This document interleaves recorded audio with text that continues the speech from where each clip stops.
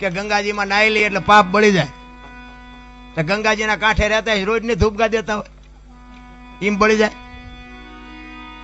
એટલે આ બધું મન મનાવાની વાતો છે. આ બધી કર્મ ની વાતો કરે ને, કર્મ આમ ને ફલાણું. આ ભક્તિ કરે એવડે દુખી છે, બૂસ મારે એવડે સુખી છે. લ્યો શું કર્મ કરે?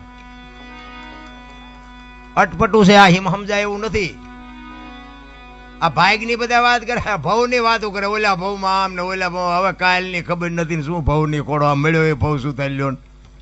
શું આ ભવ માં ઘટે કઈ? આપડા ગઢે હોની નોટ નહોતી ભાળી. આ માથે વરસાદ થાય, મારા રામ આમાં જીવતા ન આવડે તો ધક્કો થયો એવું નથી લાગતું? વાહન મકાન રૂપિયા લોટા હવામાં ઉડે વગર દોડે વાતો થાય. બાપુ મજા કરે એવું છે, પણ જ્યાં જાઉં ત્યાં બધા રોવે જ છે.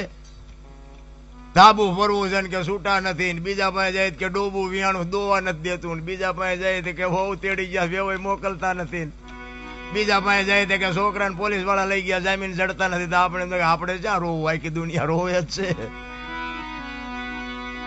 અરે મારા નાથની મારે જરૂર છે તો બાપુ દાસી જીવન રોવે, મીરા રોવે, જેઠીરામ રોવે. હે દીનબંધુ દયાળુ, હે પરમ કૃપાળુ પરમેશ્વર, તારી વાહે અમે જીવન ઓળઘોળ. બાપુ એક રામાયણનું પાત્ર સબરી તમે જોવો તો ખરા. એક ભીલની દીકરી, એનો ગુરુ માતંગ ઋષિ, 7 વર્ષની એક ભીલની દીકરી, જેને માણાનો અનુભવ નથી, ગામનો નથી, વેદનો નથી, શાસ્ત્રનો નથી. એના ગુરુએ કીધું કે બેટા અહીં બેહી જા, વેલો મોડો રામ આવશે, તારો ઉદ્ધાર થાય. આ એક જ શબ્દ પકડીને બાપુ બેહી ગઈ. મા બાપ કે પરજા નથી કરતી, શું ગુરુ કે કરવાના હતા? હું તો બાપુ ગમે ત્યાં જાઉં ને, હું ભલામણ બધાને મારી આ એક જ ભલામણ હોય કે તમે વાપરો, ખાઓ, પીવો, મોજ કરો. બાકી મા ને બાપ ને રોટલા 2 ટાઈમ હારા દેજો. જિંદગીમાં જો મોડો દી ઉગે તમારો ગુલામ થઈ જાવ. બસ મારી આ એક જ. આ તમે માંડવા નો નાખો તેમ નથી કહેતો કે આવી કથાયું કરાવો, આ મંદિર બંધાવો, મૂર્તિઓ કરાવો ને ગાયું ને ખડ નાખો. એ ગાયું છે ને ભગવાને મોકલી છે ને ખડ ની વ્યવસ્થા કરી જ હશે. આપણે મરી જતી ગાયું શું થાય? આ ગાયું જે કપાવા જાય છે ને એ બંધ કરાવો ખડ જ નીર્યું છે. જે જીવ ઈશ્વર મોકલે છે ને એની બધી તૈયારી જ હોય છે. તમારો અને મારો માના ઉદરમાં વિકાસ થતો હોય જન્મ થયા પહેલા બધી વ્યવસ્થા હોય છે. દૂધની વ્યવસ્થા કરી દે, પથારીની વ્યવસ્થા કરી દે, લાલન પાલન કરનારી બધું તૈયાર જ છે. અને 60-80 100 વર્ષ જીવો અને મરી જાવ ને, એ મરી ગયા પેલા લાકડા તૈયાર છે, ઉપાડનારા તૈયાર છે, ગોઠવનારા તૈયાર છે, દિવાળી મૂકનારા તૈયાર છે, ઘોંકા મારનારા તૈયાર છે.